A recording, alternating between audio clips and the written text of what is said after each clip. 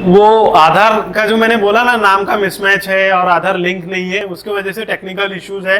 जो PFMS करके है, prime minister financial management system जो है, उसके जरिए से अकाउंट में ट्रांसफर होती है। देखिए, प्री मैट्रिक का या किसी भी स्कॉलरशिप का सिस्टम ऐसे है, जब आप स्कूल से फॉर्म भरते, जब बच्चा फॉर्म भरता है तो पेरेंट्स को SMS जाता है कि आपका यूजर ID ये है, पासवर्ड ये है। उसके बाद ये होता है, बैठ जाइए आप, उसके बाद होता ये है, जैसे ही आप वो आईडी क्रिएट हो जाती है तो फिर आपको डबल से लॉगिन करना होता है। जैसे ही आप पहली जो MS201819 इस तरह से आईडी आता है, तो उसके बाद आपको जैसे ही आप वो जो लॉगिन आईडी और पासवर्ड आपने डाला है, फर्स्ट टाइम में आपका लॉगिन आईडी और पासवर्ड जो होता है वो डेट ऑफ बर्थ होती है। बाद में आप जैसे ही उसको डालते हैं तो फिर OTP जनरेट होता है। OTP जनरेट होने के बाद में वो आपके मोबाइल पर आता है। फिर आप जैसे ही वो OTP को कंफर्म करते हैं तो फिर आपको पासवर्ड चेंज करना होता है। समझ रहे हैं आप? जैसे ही पासवर्ड चेंज करना होता है तो फिर आपको फॉर्म भरना होता है। मैं डिटेल्स में बताऊंगा आपको। तो फॉर्म जैसे ही आप भरते हैं फिर वो सबमिट कर देते हैं तो वो स्कूल के अकाउंट में जाता है। स्कूल में अकाउंट जाने के बाद स्कूल वाले, जो बच्चे ने फॉर्म भरा प्री मैट्रिक का, वो प्रिंट आउट लेकर स्कूल में सबमिट करता है। स्कूल में सबमिट करने के बाद स्कूल वाले उसको वेरीफाई करेंगे और वो डिस्ट्रिक्ट लेवल पे भेज देंगे। डिस्ट्रिक्ट लेवल पे आने के बाद स्कूल के बेस पर डिस्ट्रिक्ट वाले उसको स्टेट लेवल पे भेजते हैं। समझिए प्रोसेस को। स्टेट पर जाने के बाद वो जाता है सेंट्रल मिनिस्ट्री में। स्कूल का काम ये होता है उसको डिस्ट्रिक्ट लेवल पे फॉरवर्ड कर देना।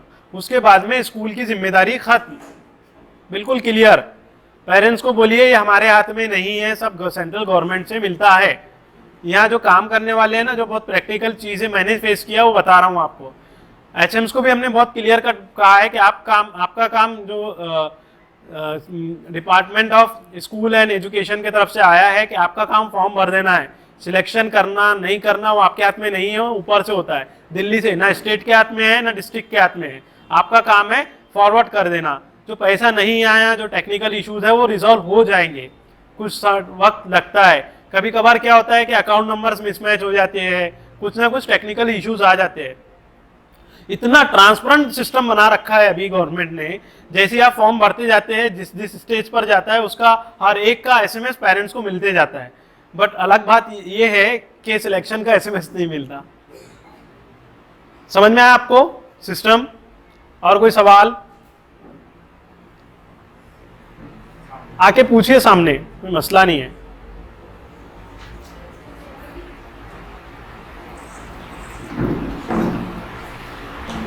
अच्छा सर, वो नहीं, ये तो मसला चल रहा है ये कि जो स्कॉलरशिप अकाउंट फॉर्म भर ले रहे वो डॉक्यूमेंट अपलोड का मसला आ रहा।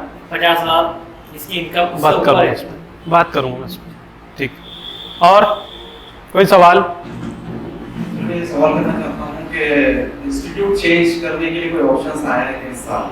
नहीं, इंस्टीट्यूट चेंज नहीं है। जैसे बच्चा प्री मैट्रिक का अक्सर ये होता है कि बच्चा फॉर एग्जाम्पल किसी सुफा स्कूल में पढ़ रहा है और माइग्रेट होकर मौलाना आज़ाद में आ रहा है, वो सिलेक्टेड है, तो आपको उस वक्त क्या करना पड़ेगा, बच्चा विड्रॉल करके फ्रेश में भरेगा। वो रिन्यूअल के लिए अप्लाई नहीं कर सकता। और स्कूल चेंज का कोई मसला नहीं है। आपका जैसे स्कूल वाले यहाँ बैठे हैं, उनके लिए एक पूरी PPT मेरे पास अवेलेबल है। मैं नेक्स्ट सेशन में उनको बताऊंगा कि कैसे उस पर फॉर्म भरना, कैसे उसको अपडेट कराना, कहाँ से अपडेट कराना, जो भी क्वेरीज रहेंगे मैं उसमें बात करूंगा। अभी चूंकि जनरल मौका है तो जनरल चीज पे बात करेंगे। बैंक चेंज नहीं कर सकते। रिन्यूअल का अगर है तो बैंक चेंज नहीं होता है। फ्रेश में आप कोई भी बैंक अकाउंट डालिए। हाँ, IFSC कोड चेंज हुआ है तो आपको IFSC कोड चेंज करना पड़ेगा। विड्रॉल मार के आपको फ्रेश डालना पड़ेगा। नहीं, चेंज कर ही नहीं सकते। आपको सिर्फ रिन्यूअल में देखिए, आपको इनकम डालना है, इनकम अपडेट करना है, फिर फीस अपडेट करना है, परसेंटेज डालना है और स्कूल कब से स्टार्ट हुई है, बस इतने ही कॉलम आपको अपडेट करके डाल देना है। उसके अलावा कुछ नहीं डालना है। हाँ, डाल लेना है। वो फिर टेक्निकल इश्यूज है, उसके बारे में कोई प्रॉब्लम सॉल्व किया नहीं जा सकता। फिर आपको विड्रॉल करके नया फॉर्म भरना पड़ेगा। समझ रहे आप? नया फॉर्म भरना पड़ेगा आपको जी। नया IFSC कोड शायद आया होगा तो आप बैंक से कंसल्ट कर लीजिए उससे।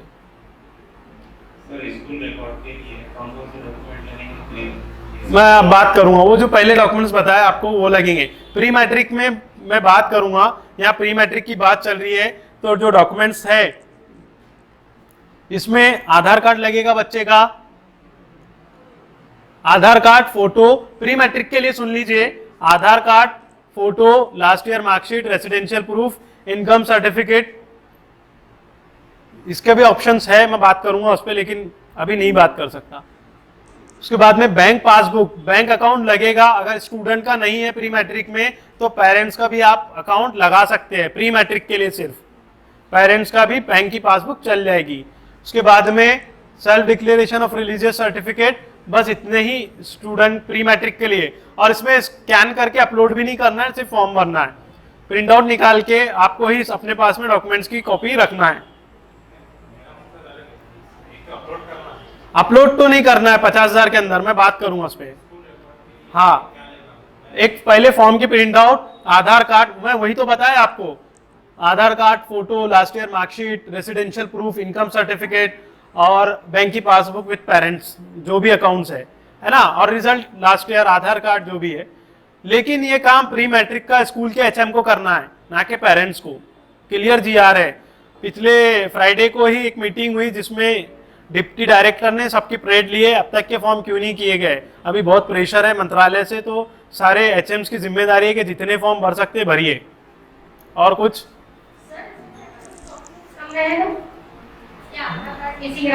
आधार कार्ड के बिना तो आप फॉर्म ही नहीं भर सकते।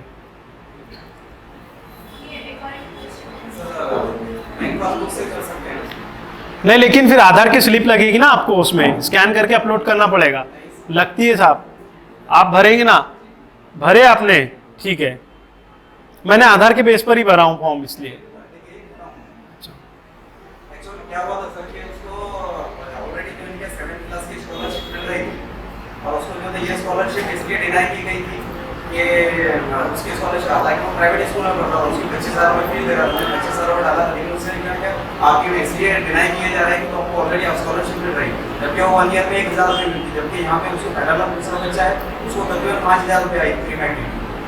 इसलिए फिर मैंने बैंक पासबुक डाली, 10 पास में बैंक पासबुक से उसका रजिस्टर। तो आपने उस वक्त अकाउंट नंबर दूसरा डाला होगा जब पहले फॉर्म भरे थे, तो लेकिन डेटा में एक बार फीड हो गया ना तो वो एक्सेप्ट नहीं करता। हाँ, वो नहीं लेता है, ठीक। हाँ, पूछिए।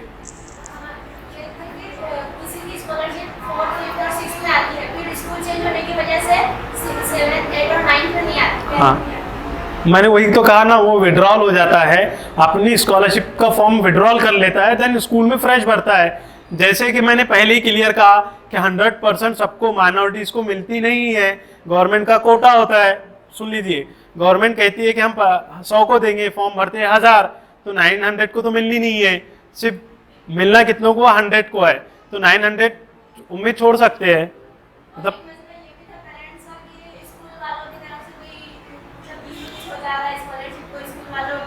देखिए, पहले सिस्टम कुछ और हुआ करता था 2015 तक के, बहुत ट्रांसपेरेंट हो गया है, अब ये सब प्रॉब्लम्स नहीं आएंगे।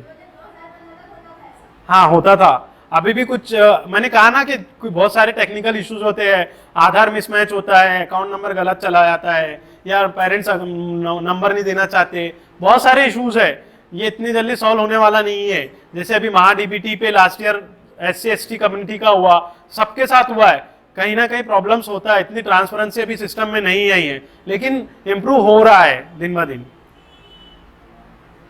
सवाल प्री मैट्रिक से रिलेटेड कोई सवाल? कोई मेरे साथ में सपोर्ट करना चाहता है, मोस्ट वेलकम। बताना चाहता है, पीपीटी पे सब लिखा है, बस एक्सप्लेन करना है, पूरा दिन मैं नहीं ले सकता हूं।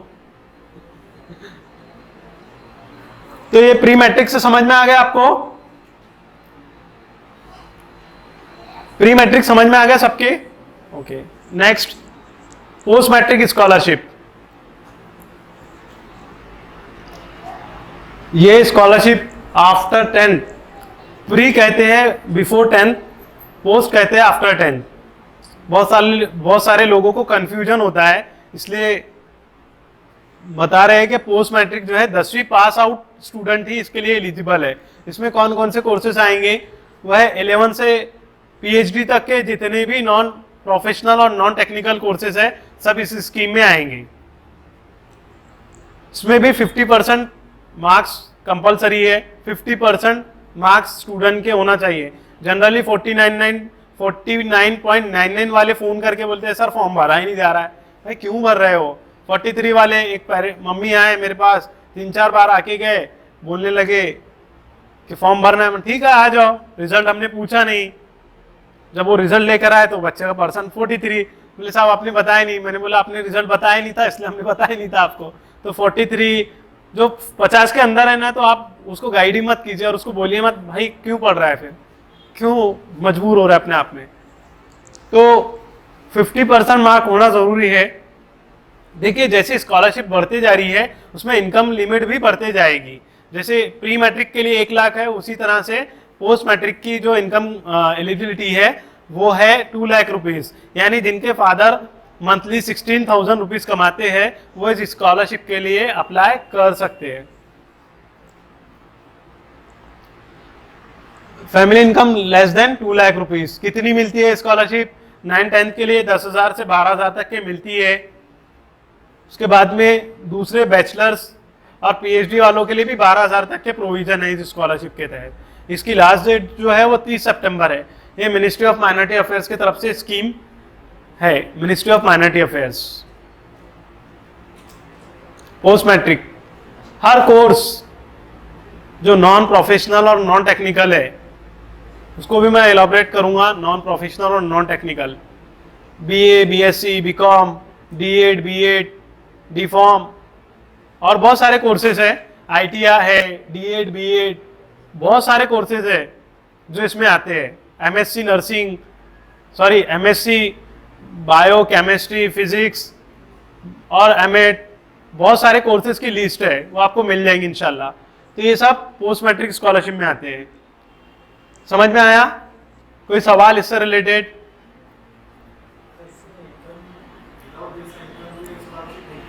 नो।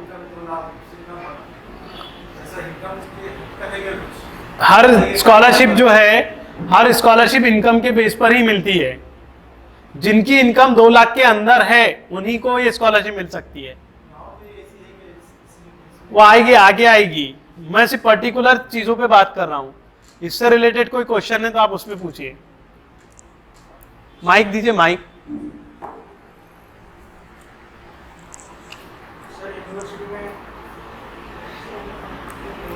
पूरा ग्रांट होता है, जोर से बोलिए। यूनिवर्सिटी में पूरा ग्रांट होता है, फीस नहीं भरनी पड़ती है, तो यूनिवर्सिटी के स्टूडेंट्स को भी स्कॉलरशिप मिल सकती है क्या? बिल्कुल मिल सकती है पोस्ट मैट्रिक। और उनके लिए दूसरी भी स्कीम है जो मैं आगे बताऊंगा, central sector scheme for college and university student. ठीक है,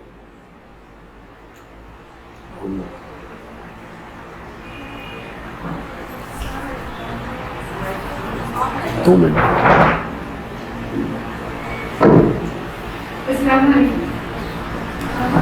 पोस्ट मैट्रिक स्कॉलरशिप है, उसके सामने मेरे सामने एक बात देखने में सर्टिफिकेट होता है। फॉर्म भरते वक्त ये बताया जाता है कि उसको कॉलेज के स्टाफ के सिग्नेचर कंपलसरी, बराबर है। तो उसके लिए कंपलसरी है। सेल्फ डिक्लेरेशन पे बोल रहे हैं आप? नहीं, ऐसा कहीं भी नहीं है। मेरे सामने ऐसी अभी 2-3 दिन पहले ये बात आई कि बच्चे स्कॉलरशिप का फॉर्म्स भर रहे थे 11-12 का, तो सेल्फ डिक्लेरेशन की जब तक आपको स्टैम्प और सिग्नेचर नहीं, नहीं, ऐसा कहीं नहीं है। नहीं, ऐसा कहीं नहीं है। कोई ऐसा गवर्नमेंट का रूल्स एंड रेगुलेशन नहीं है। बहुत सिंपल प्रोसेस है बहुत सारी चीज़ों का। थोड़ा नेक्स्ट स्लाइड बात कर लो, कुछ नहीं है, कोई मसला नहीं है। आप सिर्फ बताना तो है पढ़ के। ठीक है, हाँ जी पूछिए। सर ये जो अनप्रोफेशनल कोर्सेज होते हैं और डिप्लोमा होते हैं, तो वो स्टूडेंट्स के लिए अप्लाई कर सकते हैं? यस। सर उसके लिए ड्यूरेशन जो होता है तो उसका कुछ मसला आता है? जैसे अगर कोई डिप्लोमा कोर्स है, कौन सा डिप्लोमा? डिपेंड करता है कौन सा डिप्लोमा कर रहे हैं। जैसे फॉर एग्जांपल डीएड कर रहे हो, डीफॉर्म कर रहे हो, देन उसके अलावा फिर बहुत सारे ऐसे diploma in plastic and surgery है, बहुत सारे ऐसे डिप्लोमास है जो स्किल बेस्ड ट्रेनिंग वाले होते हैं, आईटीआई में जुड़े होते हैं, तो वो पोस्ट मैट्रिक में आएंगे। लेकिन आप डीफॉर्म कर रहे हैं, पॉलिटेक्निक कर रहे हैं, तो उसके लिए स्टेट गवर्नमेंट की स्कीम है जिसमें आपका ज़्यादा बेनिफिट मिल सकता है आपको। ऑनलाइन कोर्स है, डिप्लोमा है। लेकिन इंस्टीट्यूशन ने रजिस्टर्ड होना चाहिए इस पर्टिकुलर पोर्टल पे, नहीं है तो आप एलिजिबल नहीं कर सकते हैं।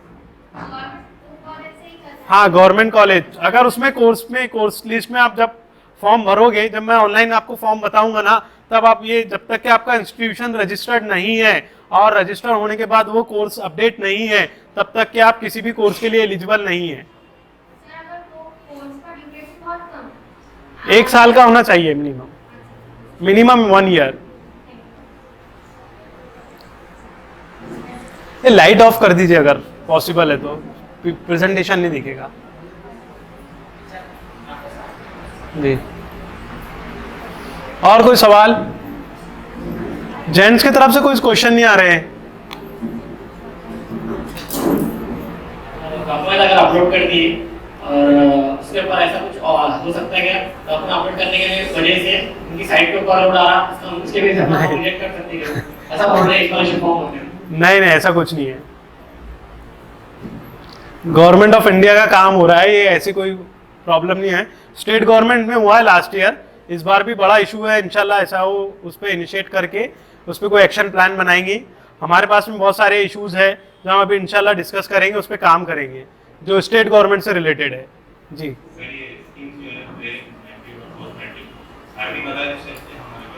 इंस्टीट्यूशंस ने रजिस्टर्ड होना चाहिए वेबसाइट के पोर्टल पे। हाँ, उनका यूडाइस कोड होना चाहिए, उनका आईएससी कोड होना चाहिए, हाँ ये सब कोड होना चाहिए, उसी के बाद आप अप्लाई कर सकते हैं।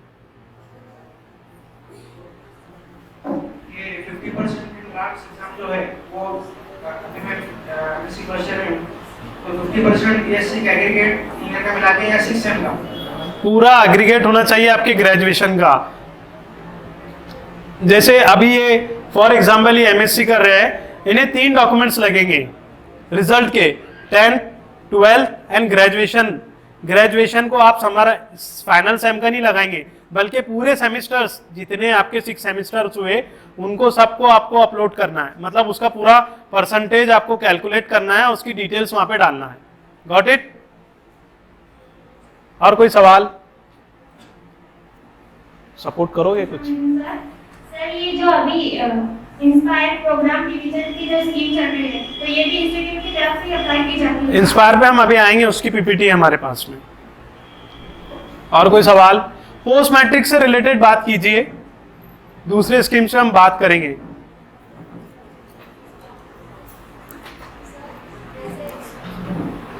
बोलिए बोलिए। सर इनकम सर्टिफिकेट के लिए आपने बताया कि जो भी इनकम सोर्स है और उसका अमाउंट है वो डिक्लेयर करना है। हाँ। तो ऐसा कोई स्टूडेंट है जिसके फादर कुछ इनकम नहीं है, तो उनका भी तो इनकम सर्टिफिकेट बनाना पड़ेगा। कुछ भी बताइए आप, नहीं है तो भी बताना तो पड़ेगा पेरेंट्स का। जैसे बहुत सारी जगह ऐसा होता है, फादर एक्सपायर्ड हो गए या कहीं डिवोर्स हो गया, कुछ और प्रॉब्लम हो गया, तो माँ एज ए गार्जियन अपना इनकम सर्टिफिकेट बना सकती है जो राशन कार्ड पर है नहीं है। देखिए यहाँ कुछ भी प्रॉब्लम नहीं है इनकम सर्टिफिकेट के लिए, आप तहसील कार्यालय में चले जाइए, वहाँ पे आप लिख कर देना होता है, आधार कार्ड आपको होता है, बस आपकी फोटो लेते हैं, आपको इनकम सर्टिफिकेट इशू हो जाता है। ज़्यादा कोई झमेले वाला काम, बोलते हैं ना, बर्डन वाला, टेंशन वाला काम नहीं होता है ना। सर कुछ स्टूडेंट्स क्या करते हैं, अगर उनकी स्कॉलरशिप नहीं आती है तो नेक्स्ट ईयर मतलब न्यू ईयर में वो क्या करते हैं, रिन्यूअल भरते हैं, तो उसको फ्रेश भरना चाहिए या रिन्यूअल भरना चाहिए? जो सिलेक्ट हुआ उसका रिन्यूअल आएगा, जो सिलेक्ट नहीं हुआ वो फ्रेश में आएगा। और कोई सवाल? प्रोग्राम कौन कंडक्ट कर रहा है? टी ब्रेक था शायद अभी, टी ब्रेक था अभी, टी ब्रेक था शायद अभी, पूछ लीजिए जो भी है। तीसरी स्लाइड पे हम बात करते हैं merit cum means scholarship. Merit cum means scholarship ये टेक्निकल प्रोफेशनल कोर्सेज के लिए है। इसमें सारे मेडिकल कोर्सेज, इसमें सारे इंजीनियरिंग से रिलेटेड कोर्सेज, इसमें सारे मैनेजमेंट से रिलेटेड कोर्सेज, वो कोर्सेज जो प्रोफेशनल कहलाते हैं वो इस कोर्स में आता है मेरिट कम मींस के। जो महाराष्ट्रियन है वो इसके लिए बिल्कुल अप्लाई मत करें, उनके लिए मैं दूसरी स्कीम जिसमें ज़्यादा बेनिफिट है उस पर बात करेंगे। तो ये जनरली बात चल रही है सारी स्कीम्स की, तो इसलिए मैं आपको समराइज कर रहा हूँ। इसमें भी 50% मार्क्स होना चाहिए, less than 2.5 lakh per annum जिनकी इनकम है वो इस स्कॉलरशिप के लिए एलिजिबल है। इसमें 30,000 रुपये तक के स्कीम का बेनिफिट आप ले सकते हैं स्कॉलरशिप का। यहाँ पे कोर्सेज की लिस्ट इस वेबसाइट पर अवेलेबल है। इसकी लास्ट डेट जो है 30 सितंबर है। इसमें engineering, medical, pharmacy, hotel management, MCA, CA, ICWA ये स्कीम वाले इसके लिए अप्लाई कर सकते हैं। बट महाराष्ट्रियन के लिए बहुत अच्छी स्कीम्स हैं, मैं उस पर बात करूंगा। We are all Marathis, Marathi मानुस, तो उनके लिए जिनके पास डोमासाइल सर्टिफिकेट है, कैप राउंड के थ्रू एडमिशन हुआ है, उनके लिए बहुत अच्छी स्कीम है, उस पर बात करेंगे। समझ में आया आपको? ये 3 स्कीम है जो मिनिस्ट्री ऑफ माइनॉरिटी अफेयर्स के अंडर में चलती है। प्री मैट्रिक जो 1 to 10 तक के है, मैं समराइज कर रहा हूं इसको। दूसरी है पोस्ट मैट्रिक जो आफ्टर 10th के 11, 12, PhD तक के चलता है, जो non professional non technical course है। इनमें इनकम क्राइटेरिया डिफरेंट है कि प्री मैट्रिक का 1 लाख है, पोस्ट मैट्रिक का 2 लाख है, और मेरिट कम मीन्स जो प्रोफेशनल टेक्निकल कोर्सेज है उसका इनकम क्राइटेरिया 2.5 लाख है। इसमें एक फैमिली से सिर्फ 2 ही लोगों को स्कॉलरशिप का बेनिफिट मिल सकता है। 30% रिजर्वेशन है लड़कियों के लिए। इसका प्रोसेस बहुत ट्रांसपेरेंट है, हर चीज SMS के थ्रू आपको मिल जाती है। Got it? हम इसको समराइज करेंगे, इसको फॉर्म कैसे भरना है इस पर हम और इन डिटेल बात करेंगे। जब आप फॉर्म भरते हो तो आपको सबसे पहले ये फॉर्म इस तरह का होता है। स्टेट डोमिसाइल आपको महाराष्ट्र डालना है, जो भी स्टेट से आप बिलोंग कर रहे हैं। उसके बाद में स्कॉलरशिप कैटेगरी, यहाँ 2 कैटेगरी आएगी। जब आप ड्रॉप डाउन पे क्लिक करोगे तो पहला आएगा प्री मैट्रिक जो सिर्फ 1st और 10th के लिए है, दूसरा आएगा post matric / top scholarship, then MCM। तो इस तरह से पूरी डिटेल्स आती है। तो आपको जो क्लास का स्टूडेंट है तो वो उस क्लास के हिसाब से आपको डालना है। जो 10th एंड अबाव है उनके लिए पोस्ट मैट्रिक वाला ऑप्शन आएगा, जो बिलो 10th है उनके लिए प्री मैट्रिक आएगा। उसके बाद में नेम ऑफ स्टूडेंट, मैंने कहा जिस तरह से नाम आधार पर है उसी बेस पर आपको स्कॉलरशिप का फॉर्म भरना है। आधार का ही नाम आपको यहाँ अपडेट करना है, लेकिन आधार मैच होना चाहिए आपके रिजल्ट के हिसाब से। अब मैं टीचर लोगों से बिल्कुल रिक्वेस्ट करूंगा निहायती अदब और एहतराम के साथ में, वरना बहुत सारे लोग गालियों के साथ बात करते हैं कि टीचर ऐसा कर रहे हैं वैसा कर रहे हैं। आप बच्चों के नाम जैसे उनके नाम बर्थ सर्टिफिकेट पे आए ना, प्लीज वैसे ही लिखिए। रिजल्ट में क्या करते हैं, चल जाते के बेस पे जहां मोहम्मद है MOSD डाल लेते, कोई MD डाल लेता, कोई M डाल लेता। प्लीज पूरा मोहम्मद लिखिए। वो आपको और मेरे मियाँ भाइयों को समझने के लिए ठीक है मोहम्मद, MD और ये सब चीजें, दूसरे नहीं समझते। MOSD का मतलब मोड़ होता है, कहीं MD का मतलब कुछ और लेते हैं, दूसरों को नहीं समझता। हम जिस देश में रह रहे हैं ना उसके हिसाब से चलिए, हम अपने थॉट्स को निकालिए। बहुत क्लियर बात कर रहा हूं, आपको फेस नहीं करना है, बच्चे को फेस करना है। कई पेरेंट्स आते हैं रोते हैं कि ये मसला क्या है। छोटी छोटी मिस्टेक की वजह से या हमारी एक छोटी सी लापरवाही की वजह से उसको जिंदगी भर भुगतना पड़ता है। तो मैं बहुत ही रिक्वेस्ट के साथ बोल रहा हूं कि रिजल्ट पे या जो भी डॉक्यूमेंट्स आप स्टूडेंट के बना रहे हैं प्लीज नाम करेक्ट रखिए उनका। देखिए मैं दूसरा एक ये भी रिक्वेस्ट आप लोग से करूंगा कि जहां भी आप अपना नाम इनरोल करवा रहे हैं आधार पे कहीं पर भी, वहां आप नाम के स्पेलिंग चेक कीजिए। अगर वो गलती करता है तो आप मार भी दीजिए, क्योंकि गलती उसकी है। उसको ये बताइए तेरे को पढ़ना नहीं आता, तेरे को समझता नहीं क्या, क्योंकि ये आपको भुगतना है। मैं इसलिए ऐसी बात कर रहा हूं क्योंकि ये भुगतना आपको है, प्रॉब्लम आपको फेस करनी है, इसलिए बहुत क्लियरली बताना पड़ता है कि ये बहुत बड़े इश्यूज है। आपकी एक छोटी सी मिस्टेक आपको एयरपोर्ट पे रोक सकती है। समझ रहे ना, आपके पास में टिकट में कुछ और नाम है, आपको कहीं अल्लाह आपको कहीं भी नवाज सकता है। कहां कब प्रॉब्लम फेस करेंगे यू डोंट नो, इसलिए पहले से क्लियर रखिए डॉक्यूमेंट्स के मामले में। ये टीचर की गलती नहीं है सर नाम लिखना।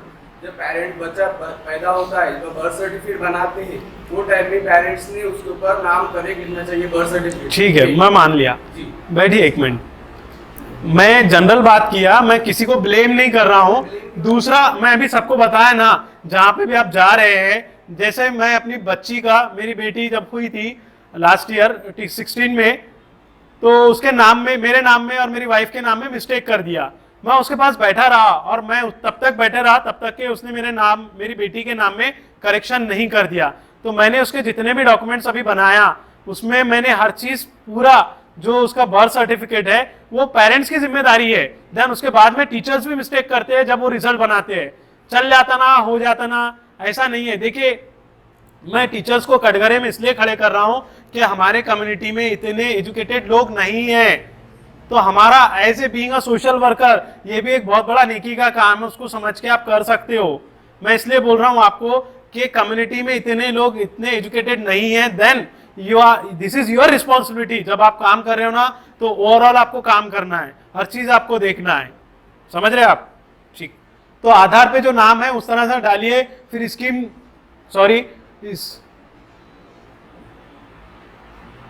फिर स्कीम टाइप में आपको डालना है स्कॉलरशिप, दूसरा है इंसेंटिव टाइप, तो आपको स्कॉलरशिप स्कीम के लिए डालना है।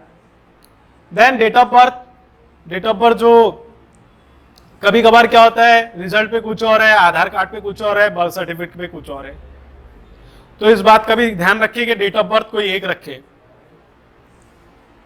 फिर जेंडर, 3 टाइप के जेंडर है, मेल, फीमेल एंड अदर्स। लड़कों से पूछते हैं तो बेचारे हंस देते हैं इस टॉपिक पे। बहुत सारे लोग को हमारा आदत होती है कि जो भी आता है उसको बोर नहीं करते, इसलिए हंसी मजाक के साथ में हम फॉर्म भरते रहते हैं। तो यहाँ 3 ऑप्शंस आते हैं, male, female and others. Then mobile number parents के आप बुलाइए। स्कूल वालों को प्रॉब्लम फेस हो रही है कि वो एक ही नंबर को 10 बार रिपीट नहीं कर सकते, उसके लिए बेस्ट आइडिया हम दे रहे हैं कि आप स्कॉलरशिप कैंप्स रखिए। एक दिन में आप 50 लोगों को बुलवाइए या बच्चों के हाथ से मोबाइल मंगवाइए, ओटीपी तक के आप वो फॉर्म रखिए और वो मोबाइल नंबर आप ओटीपी तक के रखिए और फॉर्म भर के फिलअप कर लीजिए। क्योंकि होगा क्या, हर जगह एचएम जब फॉर्म भरने जाता है 100 बच्चे के फॉर्म भरना है तो 100 मोबाइल कहाँ से लाएंगे वो?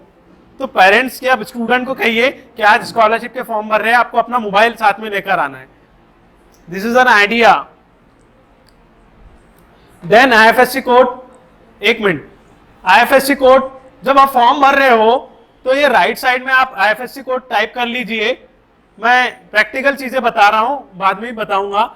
यहां जब आप टाइप करेंगे आईएफएससी कोड तो उसको कॉपी करके पेस्ट कर दीजिए इधर। मतलब आप जब यहाँ फॉर्म भरेंगे ना, ये यहाँ पे तो राइट लेफ्ट साइड में डॉट डॉट डॉट्स आएंगे तो आपको समझ में नहीं आएगा, इसलिए आप पहले इधर टाइप कीजिए यहाँ पे, फिर उसको कॉपी करके इधर पेस्ट कर दीजिए। जैसे ही आप आईएफएससी कोड डालते हैं, जैसे नागपुर छावनी ब्रांच का है SBIN 0005999, ये आईएफएससी कोड जैसे ही आप डाल देते हो तो स्टेट बैंक ऑफ इंडिया आ जाएगा नीचे। जैसे ही आप इनकरेक्ट डालेंगे तो उसका बैंक नहीं आएगा। देन उसी तरह से बैंक अकाउंट नंबर पहले राइट साइड में टाइप कर लीजिए, देन उसको कॉपी करके पेस्ट कर लीजिए। देन आधार आइडेंटिफिकेशन मार्क्स में 2 ऑप्शन आते हैं, बैंक अकाउंट, देन उसके बाद आता है आधार नंबर। तो जो आपने आधार का डेटा फीड किया है तो आधार नंबर आप कॉपी कर लीजिए, ठीक है। उसके बाद में कैप्चा डालना है, देन फॉर्म सबमिटेड। मैं इसको पूरा कंप्लीट कर रहा हूं, उसके बाद में आप क्वेश्चन आंसर कर सकते हैं। ये देखिए बहुत सारे लोगों के सवाल थे, डॉक्यूमेंट्स क्या क्या अपलोड करना है। जो लोग पोस्ट मैट्रिक या एमसीएम भर रहे हैं, प्री मैट्रिक में कुछ भी अपलोड नहीं करना है, प्री मैट्रिक में कुछ भी अपलोड नहीं करना है, सिर्फ फॉर्म भर के प्रिंट आउट लेके स्कूल में जमा कर लेना है। उसी तरह से पोस्ट मैट्रिक में अगर कॉलेज वाले बोल रहे हैं तो आप अपलोड कीजिए, वरना कोई जरूरत नहीं है। जो मैनेजमेंट वाले अगर जहां चल जाता है तो चला लीजिए, जहां नहीं चलता है तो अपलोड कर लीजिए, क्या प्रॉब्लम है, नुकसान आप ही का है।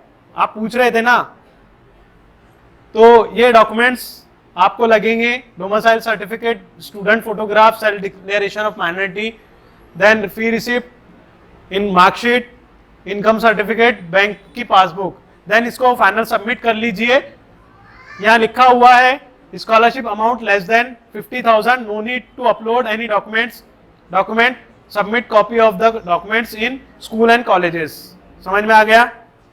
लास्ट ये है कि जैसे जैसे आप प्रोसेस करते जाते हैं, पहले आपको ऑनलाइन फॉर्म भरना है, उसकी प्रिंट आउट निकालना है, उसके बाद में इसको रिलेवेंट कॉलेज में डॉक्यूमेंट्स जो आपके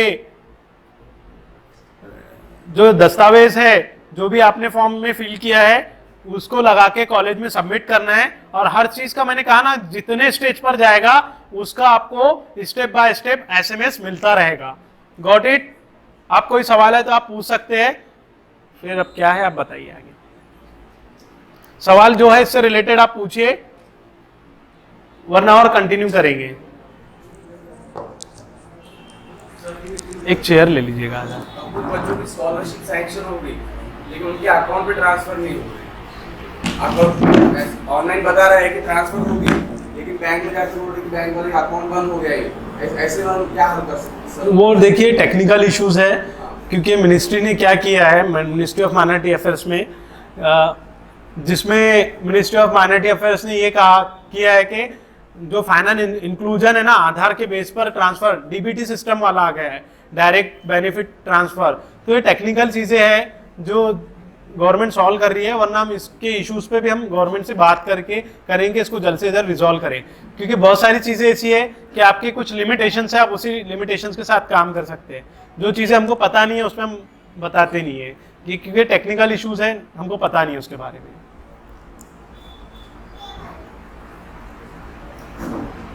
सवाल पूछिए, सवाल पूछना है आपके पास। 30 सितंबर के बाद कोई डेट एक्सटेंड होने के चांस अब तो इस साल नहीं है, क्योंकि गवर्नमेंट ने स्पेशल जीआर निकाल चुकी है, नो फर्दर एक्सटेंशन। आज 23 तारीख है, आपके पास 7 दिन बचे हुए हैं, जितनों का फॉर्म भर सकते भर डालिए।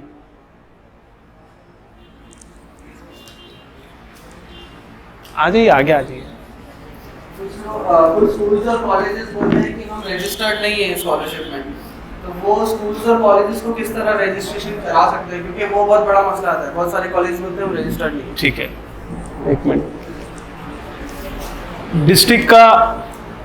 डिस्ट्रिक्ट का जो एजुकेशनल डिपार्टमेंट होता है, माध्यमिक बोलते हैं, जिसको हम सेकेंडरी बोलते हैं ना इंग्लिश में, सेकेंडरी के एजुकेशन डिपार्टमेंट वाले से आप जाके मिलिए, वो आपका रजिस्ट्रेशन का प्रॉब्लम सॉल्व कर देगा। जैसे नागपुर में हमारे पास दी है, ईओ को हम असिस्ट कर रहे हैं हमारी एनजीओ की तरफ से, तो हमारे पास में तो हम नागपुर लेवल पे सॉल्व कर लेते हैं। और जो कंसर्न डिपार्टमेंट है वो सिर्फ माध्यमिक वाले एजुकेशन ऑफिसर है, आप उनसे बात कीजिए, वो आपका प्रॉब्लम सॉल्व कर देगा। अगर नहीं होता है तो उसका भी पूरा जीआर डीएचई पुणे की वेबसाइट पर अवेलेबल है, कैसे उसको रजिस्टर करवाना है, उसको मेल करना है पुणे में, वो सारा काम डिस्ट्रिक्ट पुणे स्टेट डिपार्टमेंट वाले सॉल्व कर सकते हैं, रजिस्ट्रेशन जिनका नहीं है। अब इसका कॉलेज जिनका रजिस्टर्ड नहीं है तो कैसे देखे, मैं इसका प्रैक्टिकल आपको बताऊंगा, उसके बारे में प्रैक्टिकल बताऊंगा आपको, सर्च कैसे, इंस्टीट्यूट कैसे सर्च किए जा सकते हैं। माइक बोलिए।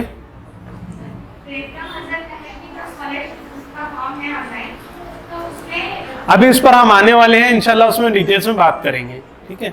अभी हम सिर्फ 3 स्कीम पे बात कर रहे हैं, pre matric, post matric, then merit cum means. Pre matric में इनकम सर्टिफिकेट जरूरी है, बात करूंगा उस पर। पर्सनली मिलिए, कुछ चीजें ऐसी है जो रिकॉर्ड हो रही है इसलिए बात नहीं हो सकती है, देन काट सकते हो। कुछ चीजें मैनेजेबल है, एडजस्टेबल है, समझ रहे आप, थिंक अबाउट इट कि कैसे मैनेज करना है, ये अपने इंस्टीट्यूशंस में मैनेज करना है। लास्ट टाइम हमने एक स्कूल का फॉर्म भरे जहाँ 3-4 होते थे, हमने कोशिश की तो अल्हम्दुलिल्लाह वहाँ पे 53 स्टूडेंट सिलेक्ट हुए। तो कोशिश करना आपके हाथ में है, लोएस्ट इनकम है। और कोई सवाल इस स्कीम से रिलेटेड?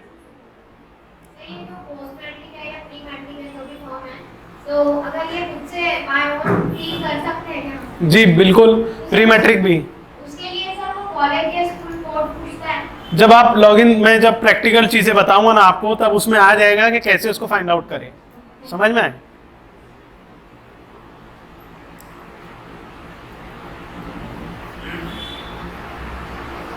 थोड़ा रिकॉर्ड रोक दीजिए अभी।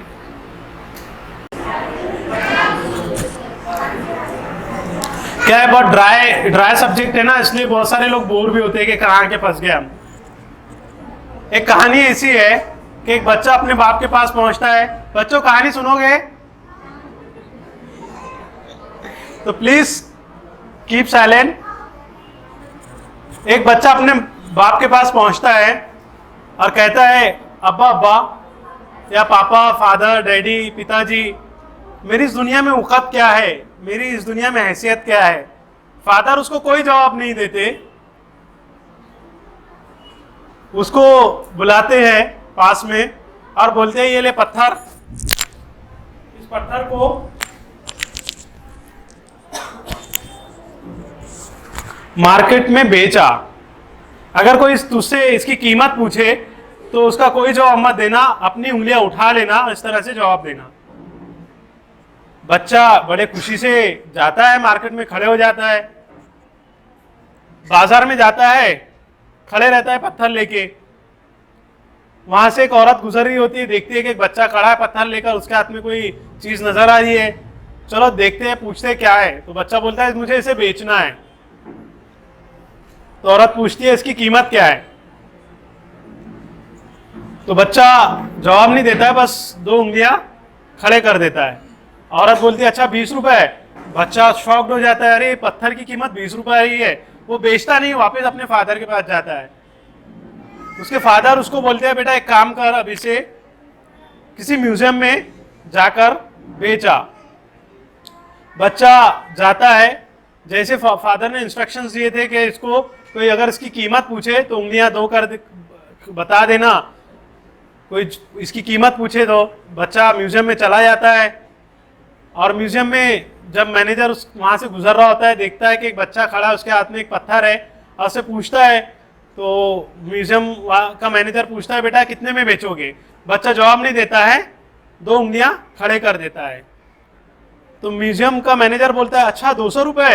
तो बच्चा शॉक्ड हो जाता है, अरे इसकी कीमत तो और बढ़ गई। तो वो भागते हुए अपने फादर के पास खुशी खुशी पहुंचता है, अब्बा अब्बा इसकी कीमत तो 200 रुपए आ रही है। तो फादर बोलता है बेटा एक काम कर, अब इसको म्यूजियम में मत बेच, किसी सरापा की दुकानें होती है ना, लेडीज बहुत अच्छे से जानती है, जहाँ एयरिंग वगैरह मिलते हैं, आदमियों को तो नहीं पता होते हैं, जहाँ हार वगैरह बनते हैं, हीरे जवाहरात मिलते हैं, वहाँ पहुँच जाता है। तो फादर बोलते हैं उसको वहाँ बेच कर आ। उधर से एक जोहरी गुजर रहा होता है, उससे पूछता है बेटा क्यों खड़े हो, क्या बात है। वो बोलता है मुझे इसे बेचना है। तो बोलता है इसकी कीमत क्या है। वो बोलता है 2। ऐसे बोलता नहीं है, बस 2 उंगली खड़े कर देता है। अच्छा 2000। बच्चा खुश हो जाता है और अपने फादर के पास पहुंच जाता है। तो ये कहानी थी जो मैंने आधी बताया और मैं आधी ही बताता हूं। इसका आप क्या लोग मतलब समझे, कोई बता सकता है?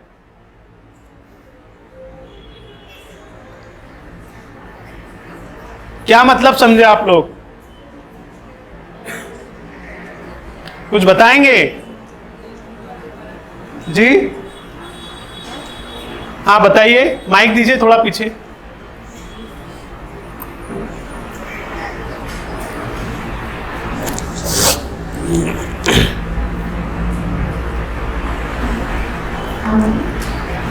सब अपनी समझ के हिसाब से कीमत लगाए। हाँ, और करीब करीब हो आप। और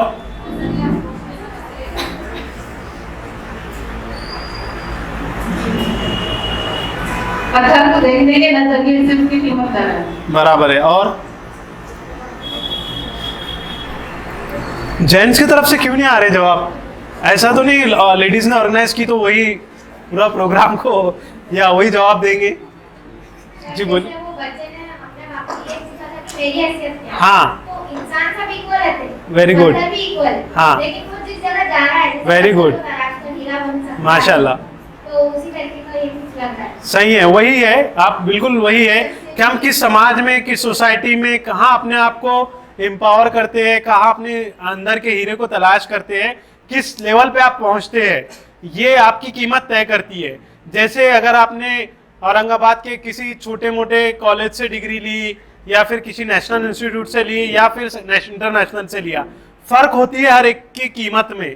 आपकी उस तरह की सैलरी होती है, उस तरह से आपका सोचने का नजरिया, आपको आगे बढ़ने का नजरिया। ये कहानी इसलिए सुना रहा हूं ताकि आप लोग बोरियत फील ना करें। ड्राई सब्जेक्ट है इसलिए थोड़ा बहुत एंटरटेनमेंट जरूरी है, एजुटेनमेंट बोलेंगे इसे, ठीक है? समझ में आया आपको कहानी? इसका वीडियो इंशाल्लाह शेयर कर देंगे आपसे। मेरे को कामी mister Imran sir is amongst us, so I request Imran sir to please come over the dais. And one more note is कि आपके हाथ में जो टी कप्स हैं, पार्टी आधा ईमान है, तो प्लीज जो हमारे पास ट्रे में कलेक्ट करनी है तो उसको उसी तरह वापस करिए या फिर एक जगह कलेक्ट करिए, उसको सलीके से रख दीजिए। जज़ाकल्लाह। तो हम लोग pre matric, post matric, merit cum means government of India की स्कीम्स के बारे में बात कर रहे थे। अब मैं ज्यादा डिटेल्स में बात नहीं करूंगा क्योंकि जो ज्यादा डिटेल्स वाले क्वेश्चंस थे उसमें हमने बहुत बात कर लिए। अब आपके जो छोटे मोटे टेक्निकल इश्यूज है या जो भी आप समझ रहे हो वो आप अपने लेवल पे अंडरस्टैंड करो। हर जगह स्पून फीडिंग नहीं होता, कुछ चीजें आपको सीखनी पड़ेगी, समझनी पड़ेगी। हाँ, आप अगर स्पून फीडिंग या बैसाखियों पर चलते रहोगे तो हमेशा बैसाखियों का ही सहारा लेना पड़ेगा। तो इसलिए आपके अंदर भी ये जुस्तजू होना चाहिए कि आप सीखे और समझे और आगे बढ़े इंशाअल्लाह। तो हम बात करेंगे इसके बाद की स्कीम के बारे में। इसके बाद की स्कीम के बारे में वो है central sector scheme of scholarship for college and university student. इसे कहते हैं CSSS। CSSS महाराष्ट्र के जितने भी टॉपर स्टूडेंट हैं, जो 80 के ऊपर स्टूडेंट्स है, इसमें नो कास्ट। आजकल देखिए लिखने से बेटर है कि आपके जो स्मार्टफोन है ना उसका इस्तेमाल कीजिए। This is called smart work, so don't be hard work. लिखने वाला काम मत कीजिए, take a picture. Easiest way में जाइए क्योंकि we don't have much time to elaborate everything, so I request you please take a picture. Okay, so जी हाँ मैं दे दूंगा। I will be share the PPTs those who are interested to work on it. Okay, तो इंशाल्लाह I will share the PPT। हम group बनाएंगे, group में काम करेंगे, मैं इसका लाहे अमल भी हम तैयार करेंगे कैसे काम करना है।